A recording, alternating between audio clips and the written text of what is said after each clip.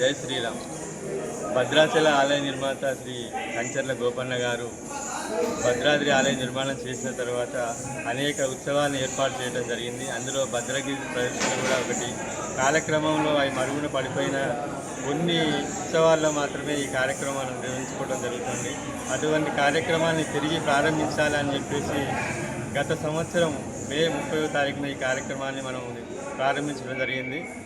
ఆనాడు కొద్ది మందితోటి ప్రారంభమైనటువంటి కార్యక్రమం ఈనాడు వందలాది మందితోటి ఈ భద్రగిరి ప్రదర్శన ముందుకెళ్తూ ఉంది. ఈ కార్యక్రమంలో పాల్గొన్నటువంటి భక్తులందరికీ కూడా భద్రాద్రి రాముడి అనుగ్రహం కలగాలని చెప్పి కోరుకుంటూ ఉన్నాం. జై శ్రీరామ్.